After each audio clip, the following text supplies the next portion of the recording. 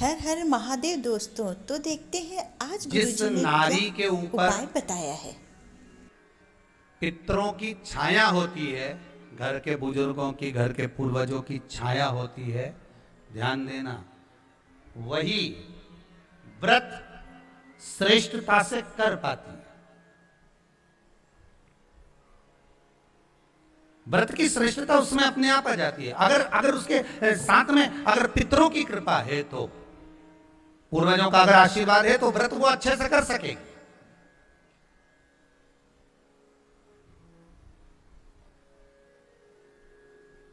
और सहज भाषा में समझ लीजिए, बहुत अच्छे से समझना इस बात को, कि मान लो, एक सरल भाषा में आप और अच्छे से समझिए उसको, बहुत अच्छे से, कि जिस व्रत के दिन आपका उपास है, सोमवार का, मंगलवार का, बुधवार का, गुरुवार का, तीज का, चतुर्थी का, पंचमी का, छठ का, किसी का भी अगर आपका व्रत है, और उस व्रत वाले दिन यदि आपको क्रोध आ रहा है, व्रत वाले दिन अगर आपकी प्रवृत्ति चिड़चिड़ी हो रही है, क्रोध आ रहा है, अपशब्द निकल रहे हैं, रोना आ रहा है, क्रोध आ रहा है, बहुत सारी परेशानी उसी दिन तुम्हारे सामने आ रही है, समझ लेना कि तुम्हारे घर के पितर भूखे जरूर है, अन्न भाग मांग रहे हैं। एक बात पहले भी कही थी, शायद आपको ध्यान में होगा, रात्रि को सोने के बाद, विश्राम के बाद, एक बार कहा था, आप लोगों को याद होगा, कि सोने के बाद में 2 घंटे के अंदर अगर आपकी नींद खुलती है, और खुलने के बाद यदि आपको भूख लग रही है, प्यास लग रही है, तो समझ लेना कि आपके पितर, आपके पूर्वज भूखे हैं, अन्न का भाग मांग रहे हैं, पानी पीने को मांग रहे हैं। उससे नहीं समझ सकते तो व्रत से समझो।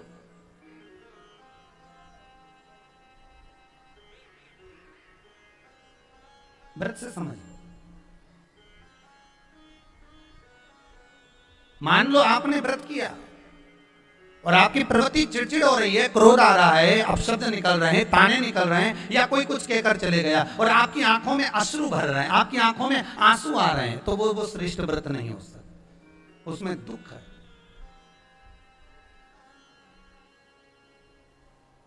पुष्प ताजा है तो आप भगवान को दोगे, सही है कि गलत है? केला अच्छा है तो भगवान को दोगे, वो काला पड़ गया तो तुम भगवान को दोगे क्या? अंदर से गल चुका है तो भगवान को दोगे क्या? नहीं, आप भगवान को दोगे।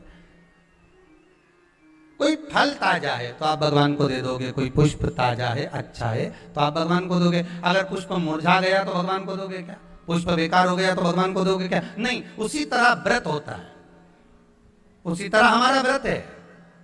जिस व्रत में हमको क्रोध आ रहा है, जिस व्रत में हम चिड़चिड़े हो रहे हैं, जिस व्रत में हम अपशब्द कर रहे हैं, जिस व्रत में हमको रोना आ रहा है, जिस व्रत में हम किसी की बात का ठेस हमको पहुंच रहा है और हम क्रोधित हो गए, हम रो दिए, हम चिड़चिड़ हो गए, समझ लेना वो फूल मुरझा चुका है, वो व्रत तुम्हारा बेकार हो चुका है, उसको भगवान स्वीकार नहीं करेगा।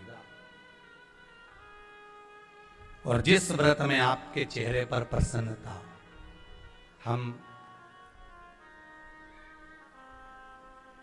इस व्यासपीठ से कहना चाहेंगे कि जितने भी यजमान यहाँ कथा करवाने आते हैं, जितने भी यजमान यहाँ पहुँचते हैं या ऑनलाइन वहीं से बैठकर पूजन कर कर कथा करवाते हैं, हम उनको भी कहते हैं कि 7 दिन की आपकी शिव महापुराण की कथा है, 5 दिन की आपकी शिव महापुराण की कथा है, 9 दिन की आपकी शिव महापुराण की कथा है, शंकर की कथा, चाहे भागवत कथा हो, चाहे रामायण कथा हो, रामचरितमानस हो, चाहे गीता हो, जिस पुराण को आप बचवा रहे हो, जिस पुराण को आप करवा रहे हो, जो करवाने वाला होता है उसके चेहरे पर स्माइल होना चाहिए, प्रसन्नता होना चाहिए।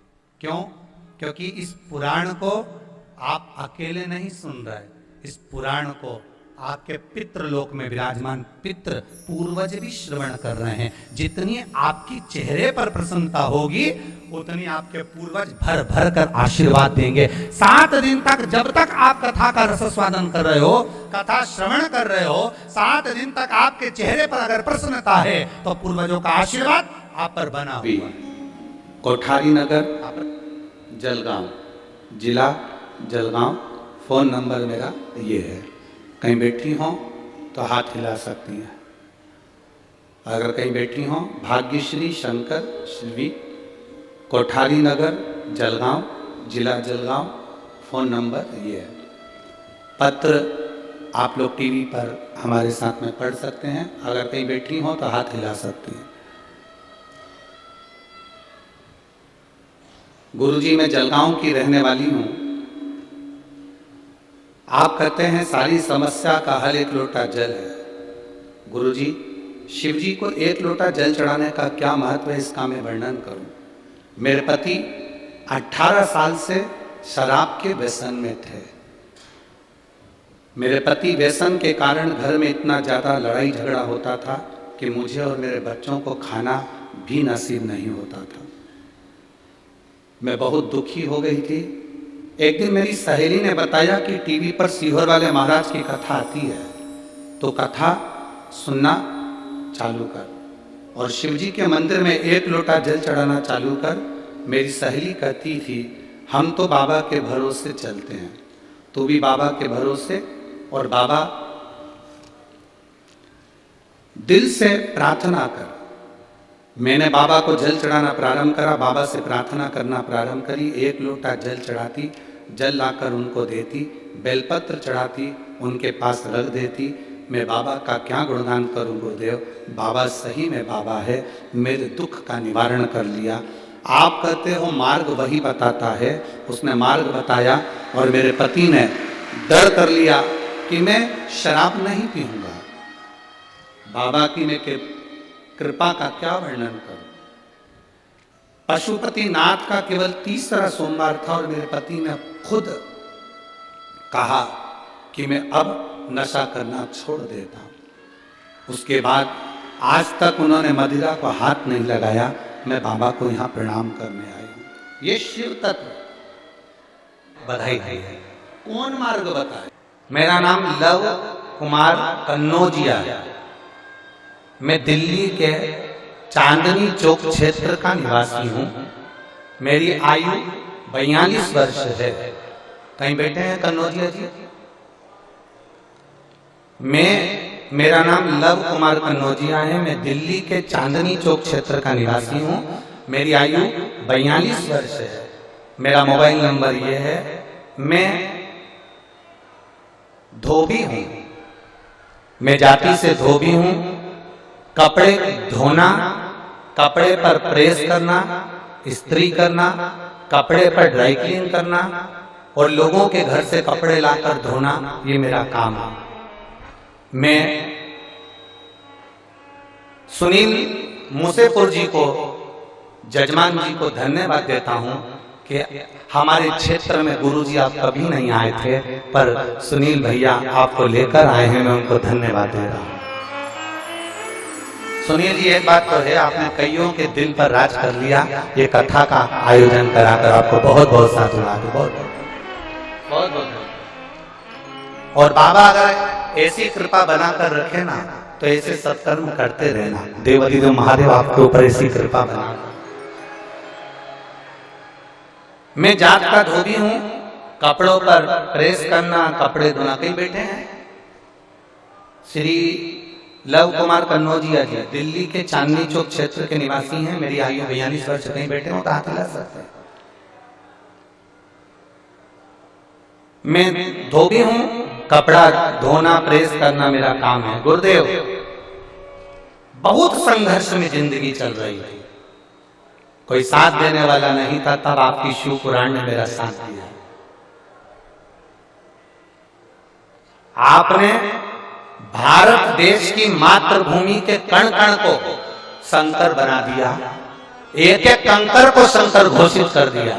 मैं आपको साधुवाद देता हूं गुरुदेव।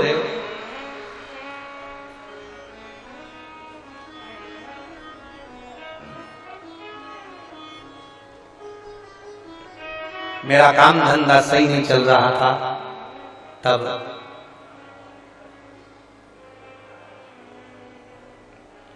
करूं क्या? आप कहते हो कि कुछ भी सेवा करो, करो। मैंने भी उस दिन संकल्प ले लिया।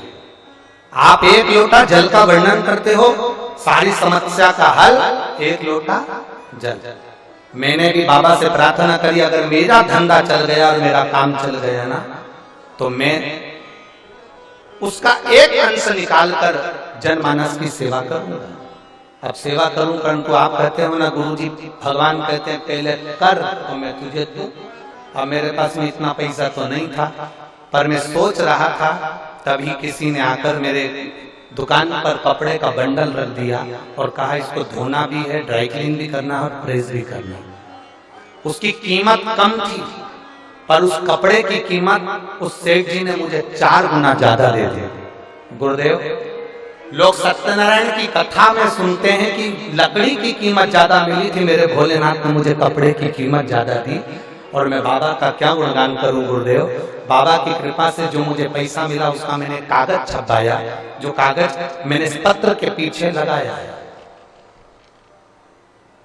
ये कागज उन्होंने छपाया जो पत्र के पीछे लगा। इस पे लिखा है श्री शिवाय नमस्तुभ्यम।